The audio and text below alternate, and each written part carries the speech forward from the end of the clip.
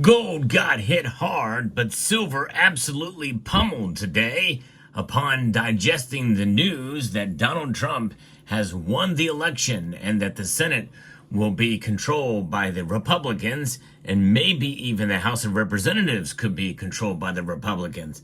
All of that has shocked the markets in a good way, with gold and silver left in the wake, especially silver.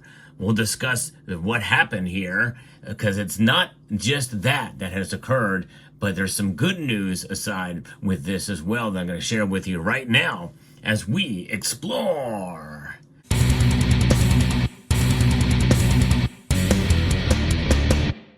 What an amazing night. I ended up staying up very late after I did my election watch video, and some of the results started coming in a little faster, and some calls were made much quicker than many of us thought they would, by the way.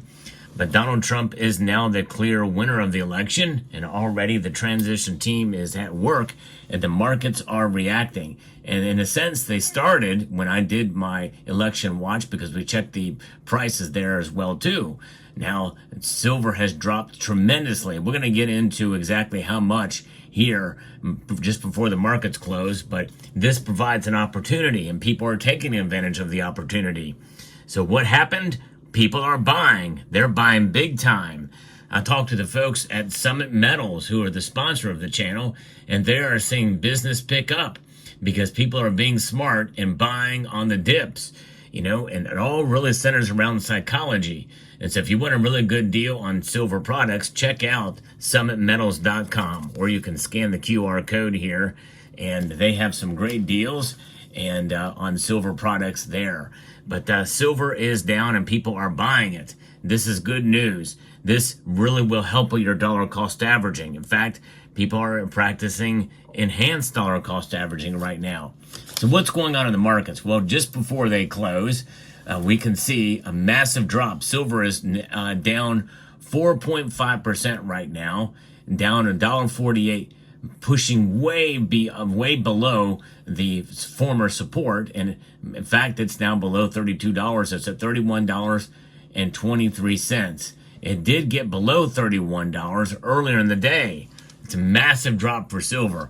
Gold was also hit hard, but not as hard. It's down 3% right now, down $82.70 for the gold for this metal here. So it's a good opportunity to buy there too, but gold tends to be a little bit more stable. And I do think these numbers are going to turn back around. I think once the dust settles, I think we're going to start to see the markets consolidate from these big drops. But so this is amazing to see. Platinum and palladium also got pummeled as well too. But so what's happening here? Well, here's a piece by Aaron Tall who gives us a little bit of insight as to what's happening. But we know it's the shockwave of the presidential election. Following a decisive win in the election, Donald Trump's return to the White House has sent these shockwaves through the commodities markets, resulting in notable declines in both gold and silver and other metals too. In fact, we look at what the other metals are doing, we can see very clearly that we've got really huge drops in some of these markets that are already starting to recover already. Copper, by the way, has now pulled up and is now up slightly. Nickel is flat, but aluminum is down. And zinc is starting to recover a little bit here. So it may not be long before we see silver recover some of that. But we're seeing record highs now for the Dow Jones Industrial Average, up over 1,500 points today. The NASDAQ up over 500. The S&P up as well, up 146 points. But the dollar is up big time. And that's one of the biggest things against a safe haven such as gold and silver. It's up to 105.14, up over 1.7% today. And why is that? Well, Donald Trump says he wants to restore the dollar's reserve currency status to its glory that it was once at one point in time. So we'll see how that plays out. But the markets are reacting positively here. And this is based off of the precious metals, which are traditionally viewed as safe haven assets, tumbled sharply overnight as investors reevaluated potential policy shifts under a returning administration. Silver fell at one point approximately 5%, dropping to a 2-month low as risk sentiment shifted amidst renewed optimism for traditional markets and potentially higher interest rates. Now, higher interest rates, that is something that could be coming, maybe, if the Federal Reserve wants to sabotage the incoming administration. That is a possibility that they may do that. They may not do it now, but they may do it at the next policy meeting in December. So we'll see. And I think that's exactly what it would be, by the way. And I really do think interest rates should stay where they're at or maybe even go up one. But that's just me.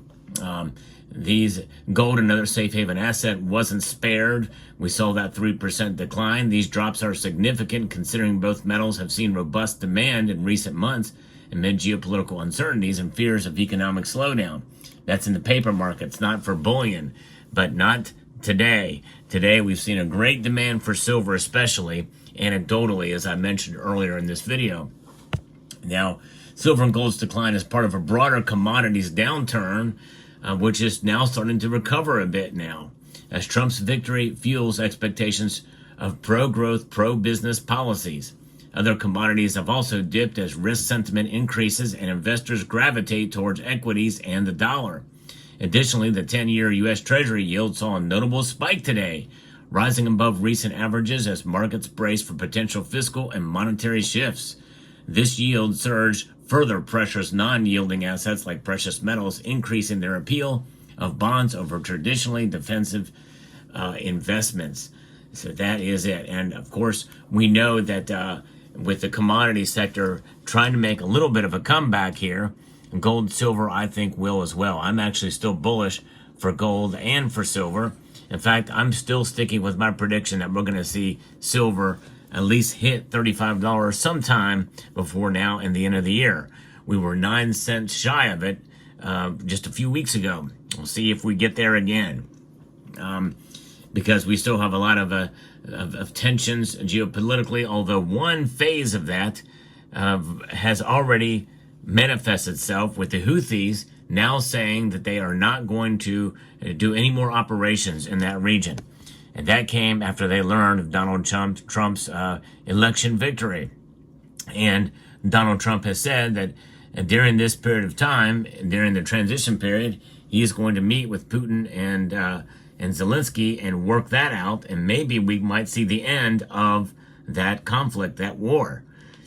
That would be nice. There's a lot of people dying. There's a lot of money spent there, and I think that if we can recover some of that money, that would be great. If we could end it, there's going to have to be some concessions in that territory there, and likely that means that Ukraine may lose some territory. But nonetheless, peace, I think, is paramount now, as a stalemate is pretty much in effect there in Ukraine.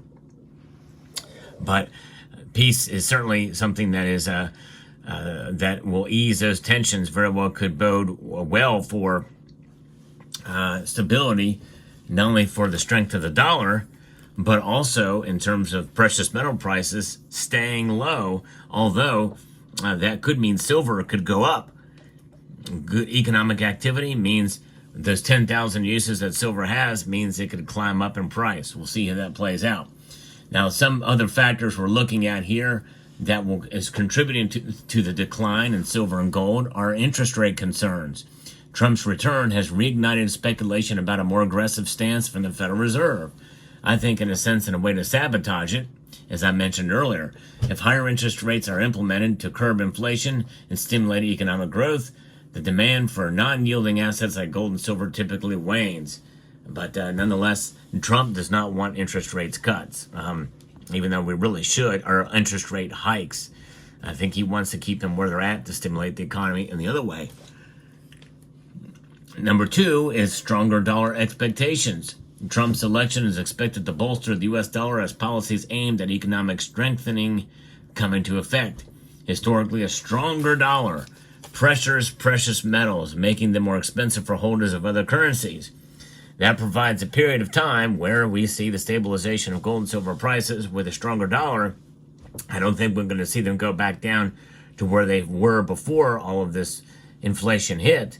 However, I do think that it will provide opportunities and we'll see them maybe set themselves in and set up new support levels. What will those prices look like? I don't know. It just depends on how fast Trump's team gets down on the ground running in the transition, and all kinds of things that could be done.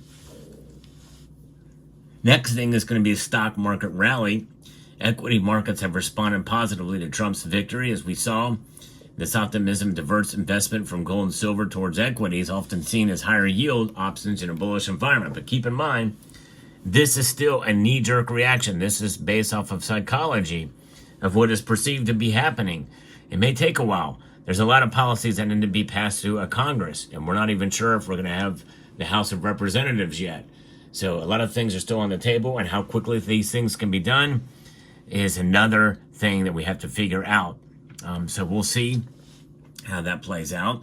And then we see the increase in risk appetite as well. Investor sentiment has shifted towards riskier assets as confidence grows around potential pro-business policies. This change has lowered the demand for defensive assets, affecting the prices of both gold and silver. And that is something that's definitely good to think about. And I think that if any reason for gold and silver prices to fall, this is it, and it's a good reason. So I'm celebrating, actually, because I'd rather the economy do well and gold and silver prices be lower in that scenario. So that's your market report for today. What a wild ride the last 24 hours have been. I'm tired, I got to tell you. It's been a long night and a long day today as well, too. Let me know what your thoughts are about the market situation here. I hope you found this video informative, insightful, and educational. I would like to extend a multitude of gratitude to each and every one of you for taking the time to watch, and encourage you to please rate, share, comment, and subscribe.